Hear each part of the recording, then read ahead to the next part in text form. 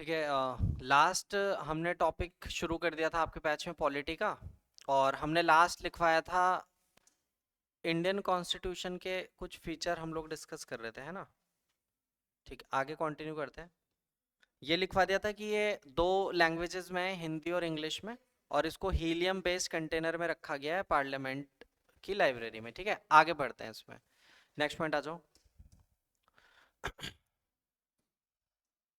Indian constitution Indian constitution adopt, दो dates important रहेंगी। Adopt on 26 November 1949। ठीक है, 26 नवंबर 1949 को भारतीय संविधान अडॉप्ट कर लिया गया था और इसी दिवस को मनाया जाता है। It is now observe as, हाँ अडॉप्ट हो गया था मतलब असेंबली के जो सदस्य थे वो इस पे हस्ताक्षर कर देते हैं। और जब असेंबली के सदस्य इस पे साइन करते हैं तो इम्प्लीमेंट पूरे भारत में होना था। उसके लिए एक स्पेशल डेट और चाहिए, तो वो 26 जनवरी बनेगी। ठीक है, 26 November 1949 it is now observe as constitution day. इसको कहते हैं संविधान दिवस। It is now observe as constitution day. ठीक है, संविधान दिवस के रूप में मनाया जाता है ये। ठीक, आगे बढ़ते हैं। On 26 January 1950 constitution implement in India. Constitution implement in India, पूरे भारत में इसको इम्प्लीमेंट कर दिया गया। इम्प्लीमेंट इन इंडिया 26 जनवरी को बोला गया डे ऑफ बिगिनिंग, शुरुआत का दिन। This day declared as this day declare as day of beginning. इसको बोला गया शुरुआत का दिन, डे ऑफ बिगिनिंग। ठीक है, शुरुआत का दिन। 15 अगस्त 1947 को देश आज़ाद हुआ था, तो 15 अगस्त 1947 को बोला गया डे ऑफ डेस्टिनी। ठीक है, नियति का दिन। उसी प्रकार 26 जनवरी 1950 को भारत का संविधान पूरे भारत में लागू हुआ, इसीलिए इसको बोला गया डे ऑफ बिगनिंग, शुरुआत का दिन। प्लस अब 26 जनवरी मनाया जाता है एज रिपब्लिक डे। नाउ 26 जनवरी observe as Republic Day. Republic Day, ठीक है, गणतंत्र दिवस बोलते हैं उसको। ठीक है, गणतंत्र दिवस। ठीक है, रिपब्लिक वर्ड का एक स्पेशल मीनिंग है, वो समझ लेते हैं। ठीक है, कि रिपब्लिक शब्द का क्या मतलब होता है। जैसे इंग्लैंड है, उसने जब भारत को आज़ाद करा तो उसने डोमिनियन स्टेटस के हिसाब से आज़ाद करा। मतलब इंग्लैंड मानता है कि भारत उसी का डोमेन है। ठीक है, इंग्लैंड मानता है कि पाकिस्तान भी उसी का डोमेन है। यानी जिन देशों को इंग्लैंड ने आज़ादी दी वो अपने डॉक्यूमेंट्स में, अपने रिकॉर्ड्स में उसे अपना देश मानता है, अपना पार्ट। ओके, लेकिन जब भारत आज़ाद हुआ और आज़ादी के बाद वो सारी चीज़ें खुद ऑपरेट करने लगा, यहाँ का एडमिनिस्ट्रेशन, पॉलिटिकल चीज़ें, गवर्नेंस, तो इंडिया इस बात को समझ चुका था कि अब आगे उसी को वर्क करना है। ठीक है ना, तो एक टर्म आगे चल के इंट्रोड्यूस होती है, इंदिरा गांधी इसको लेके आती हैं शब्द को, कॉल्ड रिपब्लिक। ठीक है, रिपब्लिक का मतलब है कि India is a free country and it is not the domain of any nation. मतलब इंडिया अपने बच्चों को पढ़ाता है कि भारत एक स्वतंत्र देश है और भारत किसी दूसरे देश का भाग नहीं है। दैट्स वाई वो टर्म इंट्रोड्यूस करता है कॉल्ड रिपब्लिक। तो हम लोग 26 जनवरी को गणतंत्र दिवस के रूप में मनाते हैं क्योंकि 26 जनवरी को भारत का संविधान लागू हुआ था पूरे भारत में, और भारत एक स्वतंत्र देश है जो किसी दूसरे देश का भाग नहीं है, which means it is Republic. Okay, आगे बढ़ते हैं। कॉन्स्टिट्यूशन इंक्लूड, कॉन्स्टिट्यूशन के अंदर क्या क्या चीजें आती हैं? कॉन्स्टिट्यूशन इंक्लूड,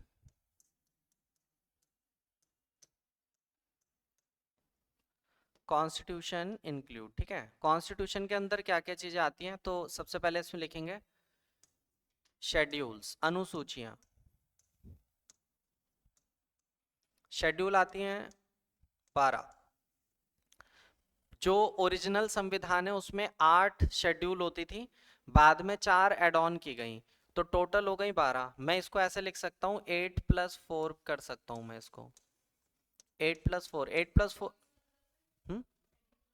शेड्यूल का मतलब होती है अनुसूची। अनुसूची का मतलब है भारत के संविधान में ऐसी 12 शेड्यूल्स हैं जो आपको अलग अलग चीजों का वर्णन करती है। अभी मैं इन शेड्यूल्स को डिस्क्लोज कर दूंगा, ठीक है ना, वन बाय वन करके 12 शेड्यूल हम लोग पढ़ लेंगे, ठीक है।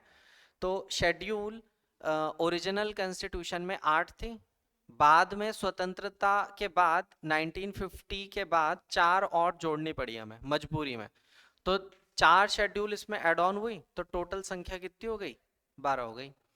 और जो कॉन्स्टिट्यूशन भारत का संविधान है, इसको कितने पार्ट्स में रखा गया वो देख लो। पार्ट्स, पार्ट्स होते हैं भाग, संविधान के भाग। तो आप इसको ऐसा करोगे 22+3, 3 पार्ट्स ऐसे हैं जो अमेंडेड पार्ट्स हैं जिनमें सुधार किया गया या बाद में उनको जोड़ा गया। तो ओरिजिनल कॉन्स्टिट्यूशन में कितने पार्ट्स आ रहे हैं? 22, ठीक है। और 3 पार्ट उसमें ऐड ऑन किए गए, यानी आप इसमें लिख लो 25, ये संख्या कर लो 25, ठीक है। फिर आते हैं आर्टिकल्स। आर्टिकल्स, आर्टिकल्स टोटल हैं 448, ठीक है। सारे आर्टिकल तो नहीं पढ़ सकते, 448 आर्टिकल्स हैं, लेकिन स्टार्टिंग के कुछ चैप्टर होते हैं जैसे फंडामेंटल राइट्स, उनके पूरे पूरे आर्टिकल पढ़ाए जाते हैं। लाइक एक चैप्टर होता है DPSP, directive principle of the state policy, उसके भी आर्टिकल पूरे पूरे पढ़ते हैं। तो जहाँ रिक्वायरमेंट लगेगी कि इतने आर्टिकल हमें पढ़ने चाहिए, उतने हम लोग पढ़ के चलेंगे, ठीक है। और पूरे टोटल कितने होंगे अब तक? 448 आर्टिकल्स, कुल अनुच्छेद 448 है, ठीक है। सबसे पहले इसमें डिस्कस करेंगे शेड्यूल्स को। तो आप अब अच्छी सी एक हेडिंग बना लो, इंपॉर्टेंट शेड्यूल्स ऑफ इंडिया, ठीक है। इंडियन कॉन्स्टिट्यूशन, भारत की जो भारतीय संविधान की प्रमुख सूचियां हैं वो, important schedules of Indian constitution, important schedules of Indian constitution, Indian constitution, ठीक है। क्योंकि 12 ही हैं तो सबसे पहले यही वाइंड अप होती हैं, सबसे जल्दी यही होती हैं। फिर पार्ट्स में 22, वैसे तो 22 पार्ट्स हैं, लेकिन हम मेन मेन पार्ट डिस्कस कर पाते हैं। और आर्टिकल 448 है, इसलिए कुछ आर्टिकल ही डिस्कस हो पाते हैं, ठीक है। तो सबसे पहले पढ़ेंगे इसमें शेड्यूल नंबर 1 या फर्स्ट शेड्यूल, अनुसूची 1, ठीक है। फर्स्ट शेड्यूल, फर्स्ट शेड्यूल अनुसूची 1, ठीक है। अनुसूची 1 कहती है union and it's territorial jurisdiction, territorial jurisdiction,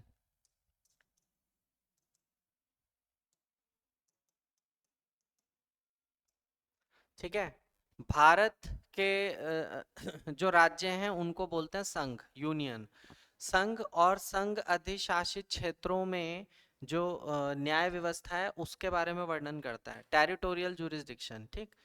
अनुसूची 1 मेंशन कर रही है संघ और संघ अधिशासित क्षेत्रों में जो न्याय व्यवस्था है उसको जस्टिफाइड कर रही है, ठीक। शेड्यूल 1 में बस यही चीज मेंशन है। इंडिया में टोटल स्टेट्स हैं 28 और यूनियन टेरिटरी हैं 8। तो हम लोग इंडिया को बोलते हैं India is union of state, ठीक है। इंडिया या फिर जिसको आप बोलते हो भारत, वो राज्यों का समूह है, तो राज्यों के समूह को क्या बोला जाता है? यूनियन। और यूटी आपको पता है, संघ अधिशासित क्षेत्र, वो क्षेत्र जो केंद्र सरकार ऑपरेट कर रही है, ठीक है। टोटल यूटी है 8। तो यहाँ पर कैसा एडमिनिस्ट्रेशन होगा, कैसा जुरिस्डिक्शन होगा, उसकी डिटेल किस में मेंशन की गई है? First schedule. अगले आते हैं सेकंड शेड्यूल, अनुसूची 2। सेकंड शेड्यूल डील करता है विद इमोल्यूमेंट्स। इमोल्यूमेंट्स, इमोल्यूमेंट्स में क्या क्या चीजें आ जाती हैं वो देख लो। अनुसूची 2 वर्णन कर रही है भारत के प्रतिष्ठित पदों का, ठीक है। और भारत के प्रतिष्ठित पद कहलाते हैं इमोल्यूमेंट्स। उनकी जानकारी, उनकी डिटेल अनुसूची 2 में मेंशन की जाती है। जैसे कि अनुसूची 2 डिस्क्राइब करता है अबाउट प्रेसिडेंट, इनका वर्णन है इसमें। देन वाइस प्रेसिडेंट, उपराष्ट्रपति। इमोल्यूमेंट्स में आ जाते हैं लाइक प्राइम मिनिस्टर। एक एग्जांपल दे दूंगा, उससे समझ में आ जाएगा कि क्या डिस्क्राइब कर रहे हैं। प्राइम मिनिस्टर, फिर आ जाते हैं गवर्नर, सभी राज्यों के राज्यपाल आ जाते हैं, गवर्नर, ठीक है। और इसमें आ जाते हैं कॉम्प्ट्रोलर, ऑडिटर जनरल, कैग जिनको बोलते हो, भारत के महालेखाकार, comptroller, auditor general, comptroller, auditor general, ठीक है। कॉम्प्ट्रोलर, ऑडिटर जनरल, और एक और लिख लो, अटॉर्नी जनरल, न्यायवादी, attorney general, chairman of UPSC वगैरह सब इमोल्यूमेंट्स का पार्ट है, प्रतिष्ठित पद होते हैं, ठीक है। जैसे इमोल्यूमेंट से हम क्या समझ रहे हैं कि इसमें भारत के प्रतिष्ठित पदों का डिटेल मिलेगा आपको। एग्जाम्पल के लिए, जैसे इंडिया में ना सबसे ज्यादा सैलरी किसकी होगी? सबसे ज्यादा तनख्वाह होती है प्रेसिडेंट की, 5 लाख रुपए महीना, ठीक है। अगर मान लेते हैं डिस्कशन हो रहा है सैलरी के ऊपर कि किसको कितनी सैलरी मिलेगी, तो ये तय करता है पार्लियामेंट, ओके, संसद भवन। अब ये बात तय हो गई कि सबसे ज्यादा सैलरी किसकी है? प्रेसिडेंट की। उसके बाद जो सैलरी होगी वो होगी वाइस प्रेसिडेंट की। पीएम की अगर बात कर लें सैलरी की, तो पीएम की सैलरी रिटर्न में कहीं डिस्क्लोज नहीं होती कि पीएम को कितनी तनख्वाह मिलती है इंडिया में, लेकिन PM got salary equivalent to the salary of MP. जैसे मेंबर ऑफ पार्लियामेंट है, संसद के जो लोग हैं, उन्हीं की तनख्वाह के इक्विवेलेंट तनख्वाह किसको मिलती है? प्राइम मिनिस्टर को। गेट सम अनदर अलाउंसेस, और इनको कुछ भत्ते अलग से दिए जाते हैं। तो इमोल्यूमेंट्स में किन चीजों पे चर्चा हो सकती है?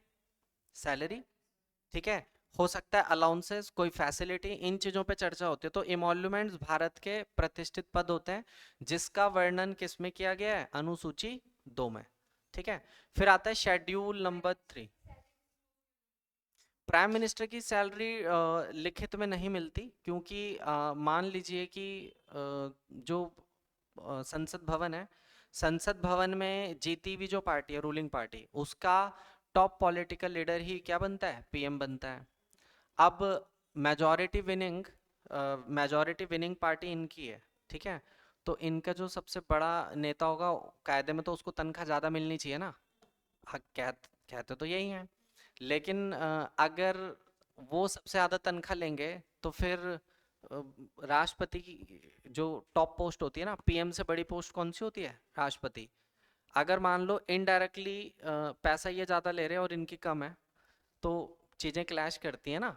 इसीलिए कभी भी प्राइम मिनिस्टर की तनख्वाह लिखित में तो डिस्क्लोज नहीं होती है, प्रोबेबली, क्योंकि तय तो वही कर रहा है ना, संसद भवन ही कर रहा है ना तय। जैसे मान लेते हैं मोदी जी हैं, अब मोदी जी का पूरा कैबिनेट बैठा हुआ, अब वो ये थोड़ा ना बोलेंगे कि यार मोदी जी को कम दो तनख्वाह, ऐसा थोड़ी ना होगा। क्योंकि वो अगर उसको लिखित में बताते हैं कि हम इतनी दे रहे हैं, तो वो चीज़ थोड़ा सा क्लैशिंग का हो जाता है, ठीक है। ये बजट में गवर्नमेंट डिसाइड करती है, पार्लियामेंट डिसाइड करता है कि किसकी तनख्वाह बढ़नी चाहिए, किसकी कम होनी चाहिए। जैसे मान लेते हैं कि जब रूलिंग पार्टी पूरी फुल मेजोरिटी में थी मोदी जी की, तो जितने एमपी उन सबकी तनख्वाह बढ़ाई गई। ठीक है, मान लेते हैं पहले वो 2 लाख रुपए ले रहे थे, अभी 3.5 ले रहे हैं, 3.5 ले रहे हैं, तो वो बढ़ गया ना उनका पैकेज, तो उनकी सैलरी बढ़ गई। लेकिन सैलरी वहां बढ़ रही तो इधर से कहीं ना कहीं तो कॉस्ट कटिंग होगी। तो गवर्नमेंट ने जो सरकारी कर्मचारी है ना उनका डीए रोक दिया था, आपने सुना होगा, डिविडेंड अलाउंस, डीए होता है ना, वो रोक दिया था। जो सरकारी कर्मचारी हैं, आपके मदर फादर या चाचा दादा कोई भी हैं, तो उनका डीए रुका हुआ था। लेकिन इधर तो तनख्वाह बढ़ गई, तो एक तरफ से बढ़ती है, एक तरफ से कहीं ना कहीं कॉस्ट कटिंग चलती है। ये तो एक तरीके से स्ट्रैटेजी है ठीक से डिस्ट्रीब्यूशन की। ठीक है, और ये आपने सही कहा, बजट जैसे पेश होगा तो उसके अकॉर्डिंग ये चेंजेस होते रहते हैं। ठीक है, शेड्यूल सेकंड समझ में आ गया। मेन आपको समझाना था इमोल्यूमेंट्स ये होता क्या है, और पहले में समझाना था कि संघ और उसकी अधिशासित क्षेत्रों का डिटेल है। शेड्यूल नंबर 3 कहती है, थर्ड शेड्यूल, थर्ड शेड्यूल तीसरी अनुसूची में मेंशन किया जाता है। ये कुछ खास अनुसूची नहीं होती, बट इंपॉर्टेंट तो है, पढ़ना तो पड़ता ही है। थर्ड शेड्यूल होता है describe about oath and affirmation, oath and affirmation, शपथ व प्रतिज्ञान। अनुसूची 3 वर्णन करती है शपथ व प्रतिज्ञान का। शपथ व प्रतिज्ञान का मतलब है, जैसे कोई मिनिस्टर रिसेंट में जीता चुनाव, तो चुनाव जीतने के बाद वो कार्यकाल तभी ज्वाइन कर पाएंगे जब वो शपथ लेंगे। तो शपथ ग्रहण समारोह रखा जाता है ना, तो कोई भी मंत्री शपथ जो भी शपथ ले रहा होता है उसको या तो हाई कोर्ट के जज महोदय उनको शपथ दिलवा रहे होते हैं, या फिर मान लो गवर्नर राज्यपाल। तो जब वो शपथ ले रहे होते हैं तो जैसे जैसे गवर्नर रीड आउट कर रहे हैं या हाई कोर्ट के जज रीड आउट कर रहे हैं, ऐसे वो रीड आउट करेगा। वो तो होती है शपथ। उसके बाद होता है प्रतिज्ञान। प्रतिज्ञान का मतलब है कि मैं मतलब भारत के प्रति पूरी निष्ठा भावना से कार्य करूंगा और शुद्ध अंतकरण से कार्य करूंगा। तो वो एक तरीके से वो तो रिपीट कर रहे होते हैं, मतलब पहले से ओथ जो है कि मतलब आप भारत के प्रति ऑनेस्ट रहेंगे, ईमानदार रहेंगे, अपने पद का मिसयूज नहीं करेंगे, वो एक तरह की शपथ खिलवा रहे हैं। तो वो तो गवर्नर करवा रहे हैं काम। ठीक है, अब उसके बाद भी आप भी तो खुद से प्रॉमिस करोगे ना, वो रिटर्न नहीं होता, वर्बली होता है, उसी को आप बोलते हो अफर्मेशन। अफर्मेशन का मतलब है वो प्रॉमिस आप खुद से कर रहे हो कि मैं शुद्ध अंतकरण से वो सारे कार्य करूंगा जो मुझे बोले गए हैं। ठीक है ना, ठीक है। तो ओथ एंड अफर्मेशन में बस यही है। अब जो फोर्थ लिख रहे हो ये सबसे इंपॉर्टेंट है, चौथी अनुसूची एग्जाम में पूछी जाती है, आप हेडिंग लिखना शेड्यूल 4 या फोर्थ शेड्यूल, मोस्ट इंपॉर्टेंट है। इसको हमें डिटेल में समझाना पड़ेगा आपको। ठीक है, शेड्यूल 4,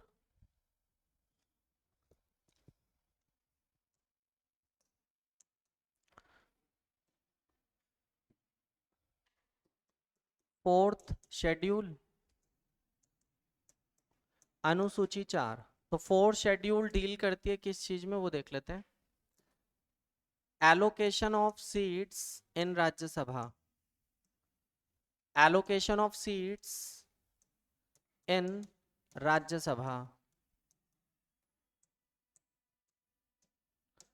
ठीक है, राज्यसभा में सीटों का आवंटन, इसको बोलते हैं किस तरीके से राज्यसभा में सीटें बांटी जाती हैं। तो ये डील करता है फोर्थ शेड्यूल के थ्रू। ठीक है, allocation of seats in Rajya Sabha. Rajya Sabha में टोटल सीट्स मान लेते हैं, टोटल सीट्स हैं राज्यसभा में 250। ठीक है, जिसमें से 12 सदस्य राज्यसभा में राष्ट्रपति चूज करते हैं। ठीक, 12 member in Rajya Sabha, in Rajya Sabha nominate by president. राष्ट्रपति के द्वारा 12 सदस्य चुने जाते हैं राज्यसभा के अलग अलग क्षेत्रों से, by president from different fields, अलग अलग क्षेत्रों से। ये एग्जाम में पूछ लिया जाता है कि राज्यसभा में राष्ट्रपति कितने सदस्यों को चूज करते हैं, तो आपको आंसर मार्क करना होगा 12 फ्रॉम डिफरेंट फील्ड्स। और ये डिफरेंट फील्ड्स हैं लाइक, डिफरेंट फील्ड्स में आप कह लो सिनेमा, ठीक है, देन इसमें आप कह लो आर्ट, कला के क्षेत्र से, सोशल वर्कर, समाज सेवी, ठीक है, इसके अलावा आप कह सकते हो लिटरेचर, साहित्य के क्षेत्र से, एसेट्रा एसेट्रा, ठीक है। अलग अलग क्षेत्रों से हो सकते हैं। सिनेमा जैसे मूवी के कोई मान लेते हैं कोई कैरेक्टर है बहुत बड़ा मूवी का, ठीक है ना, और कोई हीरो, ठीक है, जैसे हेमा मालिनी, गोविंदा, ये सब राज्यसभा के सदस्य हैं ना, तो अपनी फील्ड में उन्होंने अच्छा प्रदर्शन करा था, इसलिए राष्ट्रपति उन्हें चूज करते हैं, ठीक। कोई कला के क्षेत्र से हो सकता है, कोई समाज सेवी हो सकता है, ठीक है, साहित्य के क्षेत्र से, तो टोटल कितने 12। और जो बाकी के बच जाते हैं राज्यसभा के सदस्य, इनका चुनाव होता है, प्रत्यक्ष चुनाव प्रणाली से आप लोगों को चूज करते हो, ठीक है ना। तो आप ऐसे लिखेंगे, other members elected in direct election, other members of Rajya Sabha, other member of Rajya Sabha elected in direct election, प्रत्यक्ष चुनाव प्रणाली से चुने जाते हैं, इलेक्टेड इन डायरेक्ट इलेक्शन, ठीक है, प्रत्यक्ष चुनाव प्रणाली से ये चुने जाते हैं। और हर राज्य में अलग अलग सीटें होती हैं जो राज्यसभा के सदस्यों के लिए ही स्पेशली होती हैं, ओके। तो सबसे पहले वो राज्य आता है जहां पर राज्यसभा सीटों की संख्या सिर्फ एक है, ठीक है। तो इसमें ऐसे लिखना, state having one Rajya Sabha seat, Bharat के वो राज्य जहां पे सिर्फ एक राज्यसभा सीट एलोकेट है, ठीक है, वन राज्यसभा सीट, ठीक है।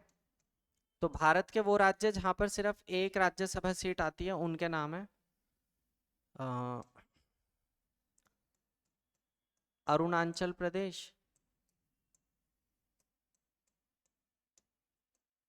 ठीक है, Arunachal Pradesh, only one Rajya Sabha seat, Sikkim, only one Rajya Sabha seat, Tripura, one Rajya Sabha seat, Meghalaya,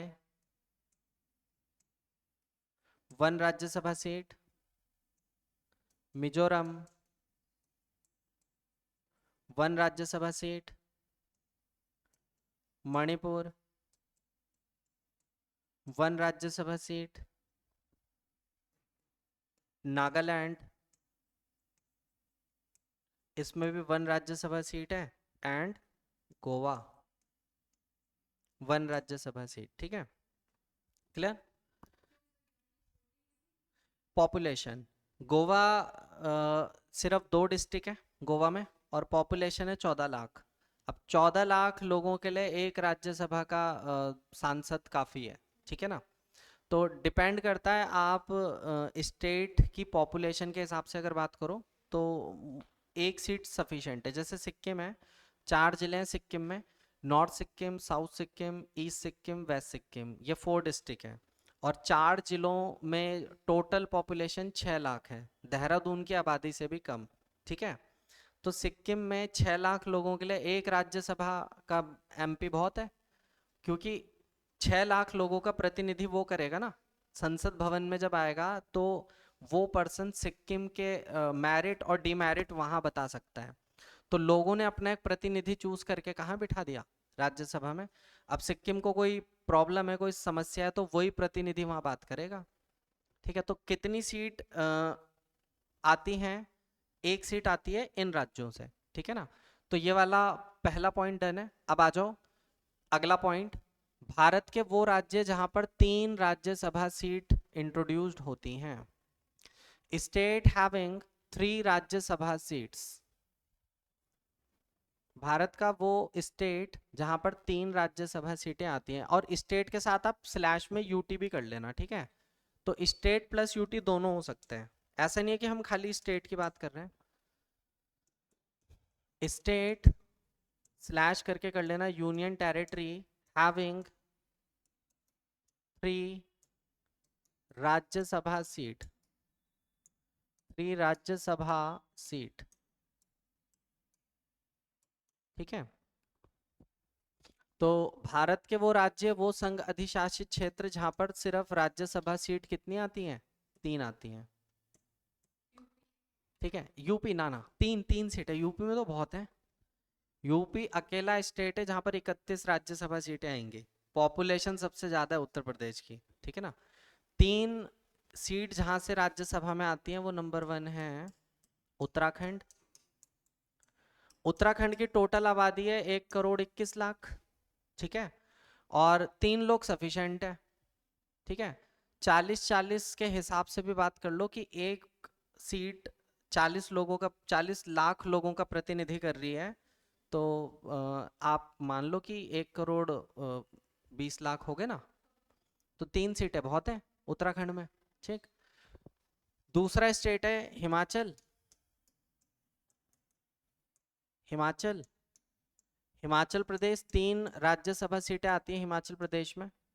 और इसके अलावा जो यूनियन टेरिटरी है जहां पर सिर्फ 3 सीटें अवेलेबल हैं, वो है दिल्ली। दिल्ली में 3 राज्यसभा सीटें आती हैं, ठीक है। जब प्रत्यक्ष चुनाव होते हैं तो दिल्ली से 3 राज्यसभा के सदस्य चुने जाते हैं, ठीक।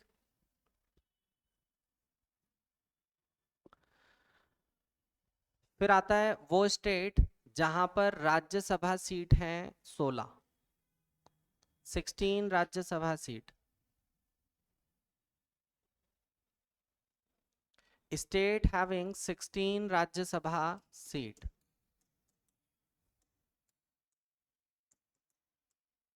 16 राज्यसभा सीट,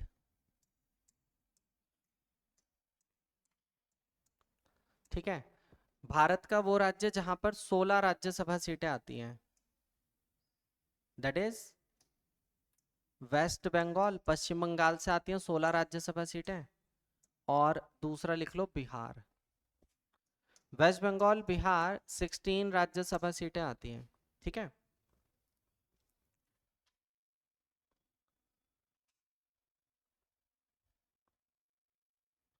अब वो स्टेट जहां से मैक्सिमम नंबर ऑफ राज्यसभा सीटें निकलती हैं, वो स्टेट देख लो। स्टेट हैविंग 31, ये मैक्सिमम सीटें हैं, ठीक। 31 राज्यसभा सीट, 31 राज्यसभा सीट, ठीक है। 31 राज्यसभा सीटें आती हैं। स्टेट का नाम है उत्तर प्रदेश। उत्तर प्रदेश की कुल आबादी 28 करोड़ है, ठीक है, 28 CR। इसमें आपको कम से कम 31 राज्यसभा के सांसद चाहिए, और यहां से निकलती हैं सबसे ज्यादा लोकसभा की सीटें, ठीक है। तो यूपी फैसला करता है कि सरकार किसकी बनेगी केंद्र में, ठीक है। जो यूपी जीता वो केंद्र जीतेगा क्योंकि अंडरस्टूड है, 80 सीटें आती हैं लोकसभा में, कहाँ से, यूपी से। लोकसभा की सीटें हैं 80, लोकसभा के सांसद 80 आएंगे, ठीक है। और राज्यसभा के 31 आएंगे, ठीक है। तो अ, निगाह रहती है यूपी पे, ruling party and opposite party दोनों की, ठीक है ना। इस बार थोड़ा सा मामला चेंज हो गया उत्तर प्रदेश में। यूपी एक तरफा सोच रही थी रूलिंग पार्टी की, हम उत्तर प्रदेश जीत जाएंगे एक तरफा, ठीक है ना। मतलब कोई मुकाबला नहीं होगा, अपोजिट कांग्रेस पार्टी वहाँ बिल्कुल डाउन हो जाएगी। वहाँ यूपी ने टोटली पूरा ही पलट दिया सब कुछ, ठीक है ना। अयोध्या भी उसका पार्ट है, लेकिन यूपी में मैक्सिमम इलाके ऐसे हैं जहाँ पर जो लोकसभा की सीटें हैं वो अपोजिट पार्टी लेके चली गई, रूलिंग को वो नहीं मिल पाया, ठीक है। लेकिन कुछ स्टेट में रूलिंग पार्टी का शासन है, जैसे मान लीजिए लाइक हरियाणा, ठीक है, लाइक आप कह सकते हो गुजरात, ठीक है, राजस्थान।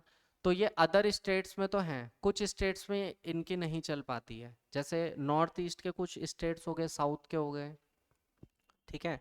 कुछ यूनियन टेरिटरी है जैसे जम्मू एंड कश्मीर, जम्मू कश्मीर में अपोजिट पार्टी है, कांग्रेस है, तो इस हिसाब से इलेक्शन तय होता है। लेकिन जो यूपी जीत रहा है वो केंद्र में सरकार बनाएगा, ठीक है, पॉसिबिलिटी तो यही कहती है। इस बार के चुनाव में यूपी से सीटें कम निकली, नहीं निकाल पाई बीजेपी, इसलिए बहुमत साबित नहीं कर पाए। इसीलिए यो मोदी जी की सरकार कैसे चल रही है, अलायंस पे चल रही है, ठीक है ना। अलायंस का मतलब है कि आंध्र प्रदेश के चंद्रबाबू नायडू आ गए और बिहार के नीतीश कुमार जी आ गए, तो बिहार से जो लोकसभा की सीटें वो कम से कम 36 सीटें आती हैं, लोकसभा की 36 या 32 सीटें होती हैं, ठीक है, और राज्यसभा की 16 हैं। तो बिहार से अगर 36 सीटों को लेकर नीतीश कुमार आ रहे हैं, 36 या 32 सीटें, तो वो अलायंस क्रिएट कर लेते हैं, ठीक है, इसलिए ये निर्णायक होता है। ठीक। फिर वो स्टेट आता है जहां पर राज्यसभा सीट है 7, और वो नॉर्थ ईस्ट में मैंने मेंशन नहीं करा हुआ, ठीक है, तो ऐसे लिखते हैं स्टेट हैविंग 7 राज्यसभा सीट, इसको अलग से ही लिखा रहे हैं, state having 7 Rajya Sabha seat, 7 Rajya Sabha seat, ठीक है। 7 राज्यसभा सीट आती हैं जिस राज्य में, वो है असम, ठीक है। असम राज्य में आती हैं 7 राज्यसभा सीट, ठीक है। जब हम नॉर्थ ईस्ट के स्टेट लिख रहे थे तो उसमें मैंने असम मेंशन नहीं करा है। बहुत से बच्चे क्या करते हैं, सेवन सिस्टर के नाम लिख देते हैं, सेवन सिस्टर है ना ये नॉर्थ ईस्ट के। असम भी नॉर्थ ईस्ट का राज्य है, लेकिन एक बड़ा राज्य है और आबादी भी ज़्यादा है इसकी, तो यहाँ पर एक सीट से काम नहीं चल सकता असम में। इसी वजह से असम को कितनी सीटें मिली है राज्यसभा में, 7 सीटें मिली है, ठीक है। अगला आता है इसमें, पॉपुलेशन असम की तो ज़्यादा है। 2011 की जनगणना के हिसाब से बात करोगे तो असम की आबादी होनी चाहिए कम से कम 8 या 9 करोड़ के लगभग, ठीक है ना, इतनी तो होनी चाहिए, ठीक है, 2011 की जनगणना के हिसाब से। क्लियर। क्योंकि वेस्ट बंगाल और असम दोनों ही अधिक आबादी वाले राज्य हैं और बड़े भी हैं दोनों। नेक्स्ट आता है स्टेट हैविंग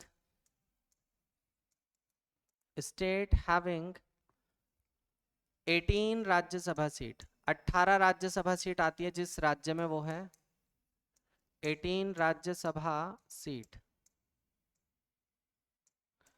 ठीक है। 18 राज्यसभा सीट आती हैं इन तमिलनाडु, ठीक है, और वो राज्य जहां पर 19 राज्यसभा सीट है, स्टेट हैविंग स्टेट हैविंग 19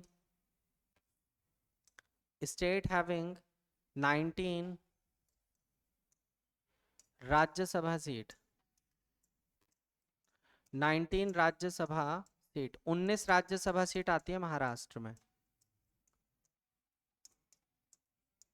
ठीक है, महाराष्ट्र में आती है 19 राज्यसभा सीट्स, ठीक है। अब इस पे क्वेश्चन कैसे आता है, क्वेश्चन खाली आप समझ लो, ठीक है, कि इस तरीके के क्वेश्चन कैसे पुटअप किए जाते हैं, ठीक। क्वेश्चन खाली समझना, लिखना मत, ठीक है। क्वेश्चन है इस पे, arrange following state in increasing order of Rajya Sabha seat, Rajya Sabha seat, बढ़ते हुए क्रम में इसको लगाना है, ठीक है, इंक्रीजिंग ऑर्डर में इसको लगाना है राज्यसभा की सीटों को। तो बढ़ते हुए क्रम में इसको कैसे सजाएंगे, वो देख लेते हैं। मैं रैंडमली लिख देता हूँ स्टेट के नाम, कर्नाटका, तमिलनाडु, तमिलनाडु, देन इसमें आ जाता है सिक्किम, असम, ठीक है, हिमाचल और यूपी। अब इस क्वेश्चन में जिस बच्चे को ये नहीं पता कि नंबर ऑफ सीट किस स्टेट में कितनी है, उसके लिए क्वेश्चन क्या हो गया, नाइटमेयर, नहीं कर पाएगा वो। सबसे वन ऑफ द टफेस्ट, क्योंकि पहले पता होना चाहिए किस राज्य में कितनी है। तो सब बढ़ते हुए क्रम में सजाना, तो सबसे पहले वो स्टेट लिखा जाएगा जिसमें नंबर ऑफ सीट सबसे कम है। तो सबसे कम किस में आएगी, सिक्किम में आएगी, क्योंकि सिक्किम में नंबर ऑफ सीट कितनी है, एक है। तो उसको ऐसे लिख देते हैं, सिक्किम में एक सीट है। ओके, उसके बाद हम नाम लेंगे इसमें हिमाचल, क्योंकि हिमाचल में नंबर ऑफ सीट कितनी है, तीन है। इसके बाद उस स्टेट का नाम लिखेंगे जिसमें नंबर ऑफ सीट है सेवन, असम। असम में है सात सीट है। फिर आता है कर्नाटक एंड तमिलनाडु। कर्नाटका और तमिलनाडु में थोड़ा सा चेंज करना पड़ेगा, क्योंकि कर्नाटका तमिलनाडु में दोनों में बराबर सीटें हैं। ठीक है, तो या तो फिर हम इसको ऐसे लिख लें, कर्नाटका और तमिलनाडु दोनों में लगभग बराबर ही हैं, 18 सीटें हैं। ठीक है, या तो ऐसे, या फिर एक ऑप्शन बदल लेते हैं इसमें। ठीक है, इसमें कर्नाटका इरेज कर देते हैं, सीधे सीधे हम किसको लिख लेते हैं, तमिलनाडु। तो हमारा राइट आंसर क्या हो जाएगा, तमिलनाडु। तमिलनाडु में कितनी सीट है, 18। और तमिलनाडु के बाद फाइनली आ जाएगा उत्तर प्रदेश, यूपी। यूपी में 31 सीट्स। तो बढ़ते हुए क्रम में अरेंज हो गया, 1 3 7 18 31। ठीक है, होता ये तभी है जब इससे पहले हमने शेड्यूल में ये पढ़ा है कि किस राज्य में कितनी सीटों का आवंटन किया गया है। ठीक है, तो इसीलिए जो चीज हम क्लास में पढ़ रहे हैं वो टफ है, प्लस उसके बिहाफ पे क्वेश्चंस करना वो आपका नीड बन जाता है। ठीक है, यहां तक समझ में आ गया ना। ठीक है, अब आ जाओ इसमें शेड्यूल नंबर 5।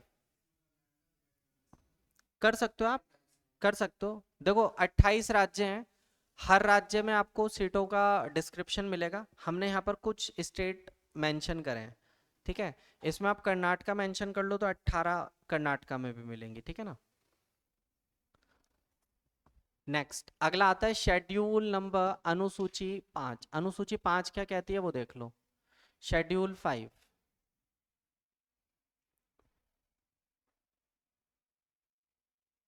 ठीक है, शेड्यूल 5 डील करता है with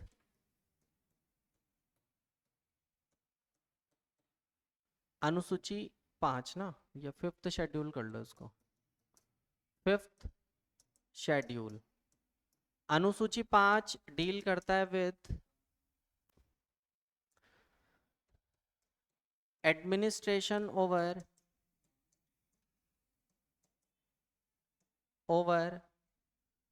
schedule area and schedule tribes. Schedule area and schedule tribes. Schedule tribe. अनुसूची 5 में वर्णन किया गया है अनुसूचित क्षेत्र और अनुसूचित जातियों का वर्णन है। ठीक है ना, उनके शासन प्रशासन से रिलेटेड है ये। Administration of over schedule area and schedule tribe.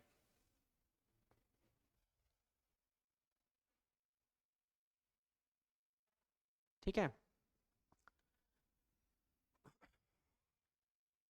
ठीक है ना।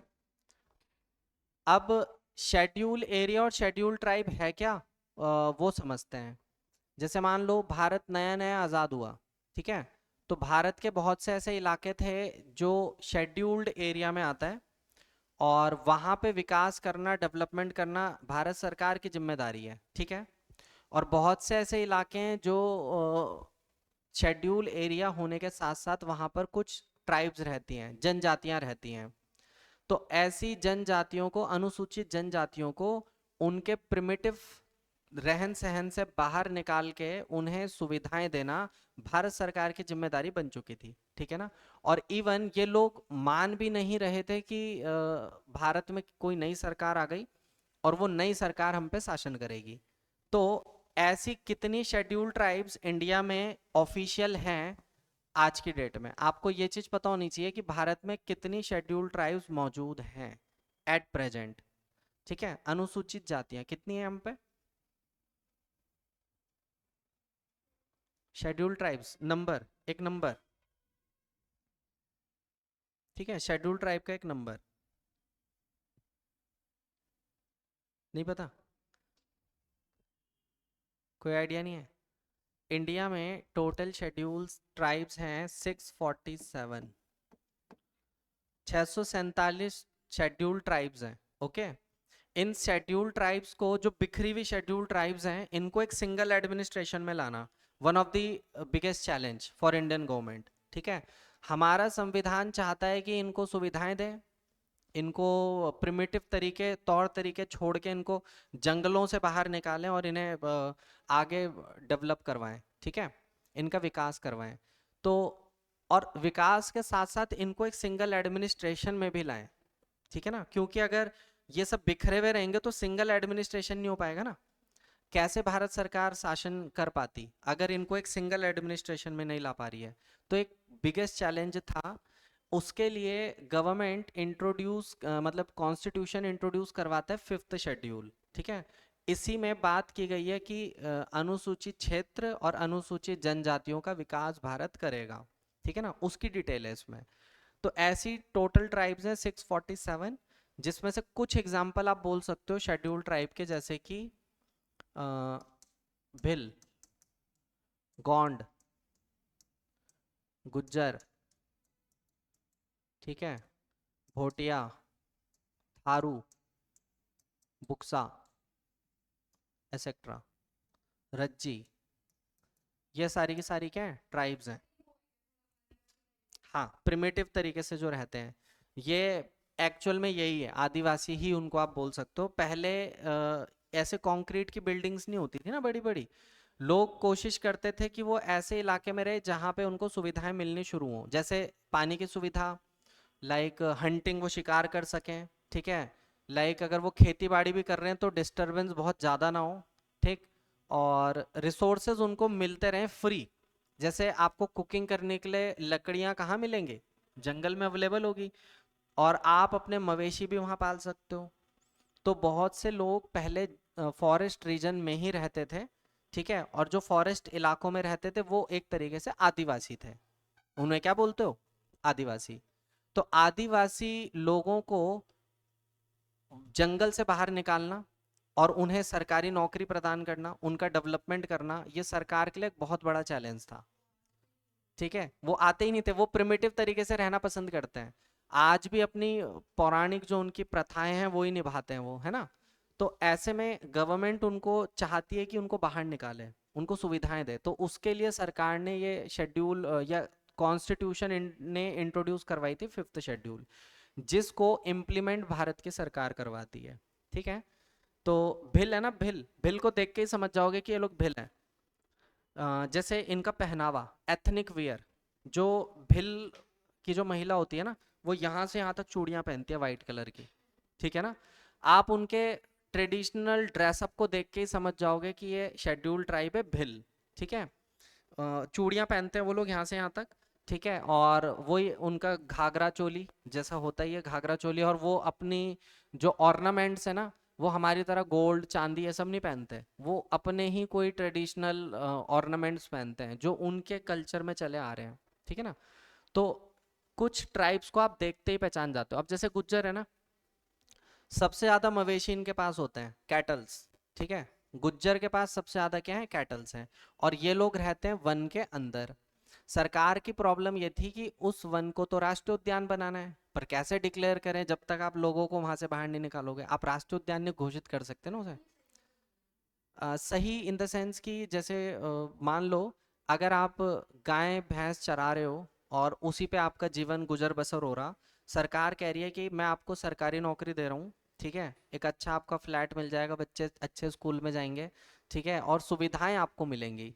तो ऑब्वियस है, बहुत ऑब्वियस है कि आप जंगल से बाहर निकल के क्या सुविधाएं लेना पसंद करोगे ना, शहर की सुविधाएं। तो गवर्नमेंट उनको प्रोमोट कर रही है एक तरीके से। तो पुश करने के लिए सबसे जल्दी सरकारी नौकरी पे ये लोग लग जाते हैं, शेड्यूल ट्राइब सबसे जल्दी लग जाती है। क्यों? क्योंकि पीछे से सरकार पुश कर रही है उन्हें। आपको मेहनत करनी पड़ेगी। ठीक है, आपके लिए वो पेपर भी टफ है, आपको मेहनत इसलिए करनी पड़ेगी क्योंकि आपको कोई पुश नहीं कर रहा। लेकिन कॉन्स्टिट्यूशन ये भी तो चाह रहा है ना कि ये प्रमोट हो आगे, ऐसा हमारा संविधान भी चाह रहा है।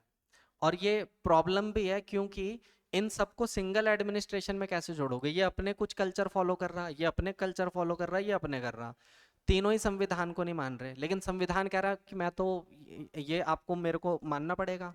तो ये चैलेंज था देश के लिए। पंडित जवाहरलाल नेहरू इस चीज को समझे थे और इसीलिए ये चीजें, ये सुविधाएं शुरू की गई थी। ओके। तो गुज्जर ना, जो सबसे मान लो सबसे गरीब भी है ना, उस पर भी 500 भैंसे, गायें भैंसे होती हैं, 500, ठीक है ना। तो सबसे ज्यादा कैटल रियरर होते हैं ना ये। तो अब जब कैटल में ही आप गुजर बसर कर रहे हो और आप फॉरेस्ट में रह रहे हो और उस फॉरेस्ट को नेशनल पार्क डिक्लेयर करना है, तो सरकार इनको बाहर निकालने के लिए कुछ ऐसे प्रोग्राम लाती है। वो कहती है कि वैकेंसी आ रही है और आप अगर फॉर्म फिलअप करते हो तो आप सरकारी मुलाजिम बन सकते हो, लेकिन आपको बदले में क्या छोड़ना पड़ेगा? अपना ट्रेडिशनल प्रिमिटिव स्टाइल। मेन, हाँ, हैबिटेट को अडेप्ट करते हैं, लेकिन उस हैबिटेट में वो रह रहे हैं। जैसे मान लो गुज्जर, आज भी बहुत से गुज्जर ऐसे हैं जो फॉरेस्ट रीजन में रह रहे हैं गवर्नमेंट परमिशन से, लेकिन जंगल में आप चूल्हा नहीं जला पाओगे, आग नहीं जला पाओगे। वो तो क्योंकि नेशनल पार्क के रूल्स के अंतर्गत आप वायलेट कर रहे हो ना उसे। तो गवर्नमेंट इसीलिए कोशिश करती है कि उन्हें शहरी इलाकों में शिफ्ट करो या ग्रामीण इलाकों में, फॉरेस्ट में ना वो रहें। ठीक है। तो इतने कैटल्स आप कहाँ रखोगे? गांव या शहर में तो नहीं रख सकते ना, 500 गाय भैंसे कहाँ रख पाओगे? तो इसीलिए गवर्नमेंट कहती है कि आप अपना ऑक्यूपेशन बदलो। नहीं, नहीं अरेंज हो पाएगा, क्योंकि जंगल में तो छोड़ दिया ना, गायें खुद ही खा पी के आ गई, अपना भोजन करके वापस आ गई और फिर इवनिंग में वो मिल्क वगैरह प्रोवाइड कर रही।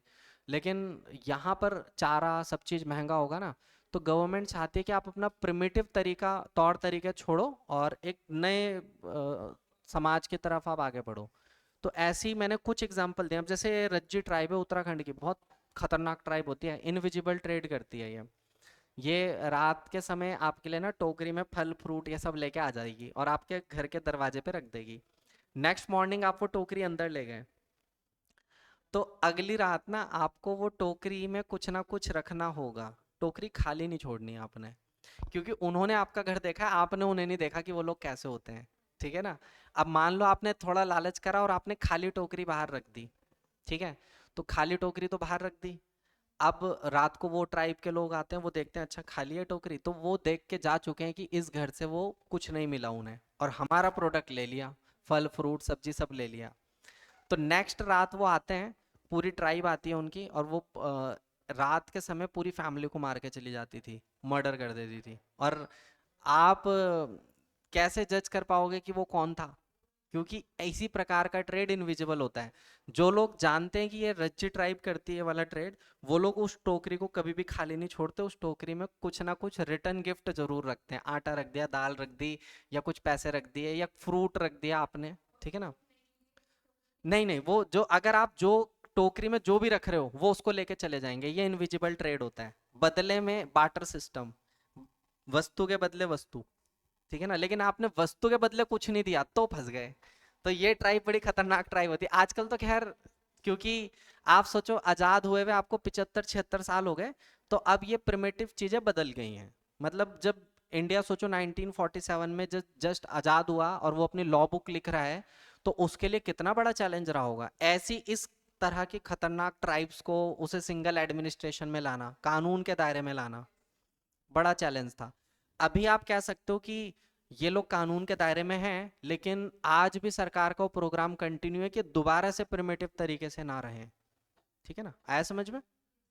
बस ठीक है। शेड्यूल नंबर 6 जो है उसको हम कल कंटिन्यू करेंगे। ओके, आज के लिए फिलहाल इतना छोड़ देते हैं।